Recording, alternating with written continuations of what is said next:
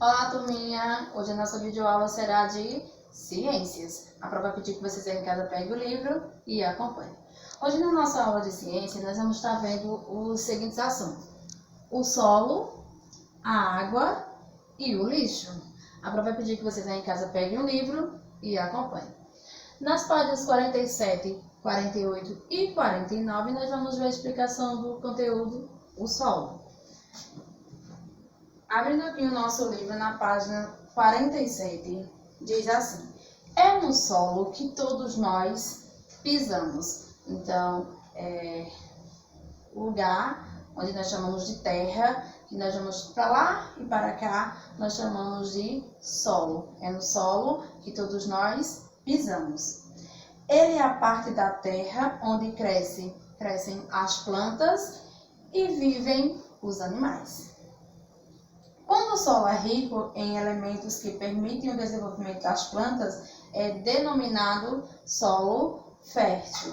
Do solo, a planta retira a água e os sais minerais. Então, o solo bom para o plantio, para as pessoas fazerem plantações, nós chamamos de solo fértil.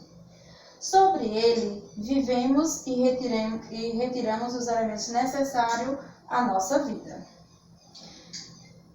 É também do solo que retiramos os elementos que compõem as construções das casas, por exemplo.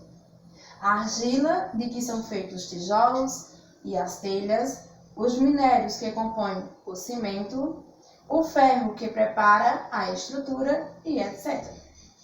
No solo, há muitos tipos de rochas, das quais retiramos alguns minerais, como por exemplo, o ouro, o ferro, o alumínio, a argila e etc. Aí no nosso livro nós temos duas imagens, onde nós temos duas matérias-primas. Nós temos aí o ferro e outros minerais são presentes em diversos objetos do nosso dia a dia. E temos também, a partir da bauxita, é produzido o alumínio. Aí nós temos a poluição e a conservação do solo. O que é que nós, seres humanos, a gente contribui para a poluição e também para a conservação do solo? Assim como a água e o ar, o solo vem sofrendo com o lixo e a poluição, com o passar dos anos, produzindo o lixo e jogando-o no meio ambiente. O ser humano tornou algumas áreas impróprias para plantações. Aí nós temos uma imagem e abaixo diz assim: erosão, processo de desgaste do solo causado pela água da chuva, rios ou mares, pelo clima, pela ação humana, dentre outros fatores. Então essa imagem aí mostra um solo não fértil. Esse solo aí ele foi desgastado, tem que fazer novamente o reaproveitamento deste solo para que ele fique novamente um solo bom para o plantio. Na página 49 nós vamos ver a conservação do solo. Para conservar o solo, o homem deve evitar as queimadas e a derrubada das árvores. As queimadas, além de danificar o solo, elas destroem seres vivos, como as plantas e animais. E a derrubada das árvores, para evitar prejuízo no meio ambiente, é preciso fazer o reflorestamento. Isso é, plantar novas árvores no lugar daquelas que foram derrubadas. Nós temos aí mais uma imagem de um solo fértil, né, onde a gente podemos ver a plantação de vários vegetais. E abaixo temos uma curiosidade que diz assim: para prevenir o solo contra a erosão, é necessário manter a sua cobertura vegetal, evitando o desmatamento, as queimadas e as construções em terrenos inclinados, como em costas de morro ou montanhas. Então, só para a gente relembrar, o solo bom para o plantio é chamado de solo fértil. E é no solo onde todos nós pisamos. E o ser humano ele pode fazer muitas coisas para a preservação desse solo, como por exemplo evitar queimadas e a derrubada de árvores.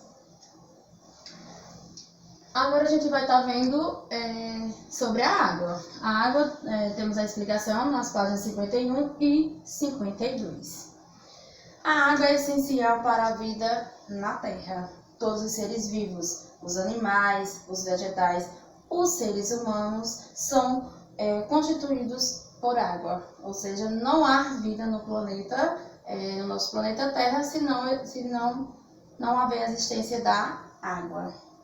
Ela é encontrada em muitos lugares: oceanos, mares, rios, lagos, lagoas, cachoeiras e etc. Então, a água é encontrada em diversos lugares. Na natureza, nem toda a água disponível está própria para o consumo humano. A água que bebemos deve ser fervida ou filtrada, ficando assim livre de micro-organismo que prejudica a saúde. Vamos conhecer as várias formas de como podemos encontrar água. Então, nós vimos que podemos encontrar água em diversos lugares e também de diversas formas. Nós temos aí a água potável, que é a água apropriada para o consumo humano. A água doce, que é encontrada nos rios, lagos e lagoas. A água poluída e contaminada, que é a água imprópria para o consumo humano, pois contém micróbios ou substâncias nocivas. A água mineral é a água que contém muitos minerais, também utilizada para beber e para cozinhar. E a água salgada é encontrada nos oceanos e mares.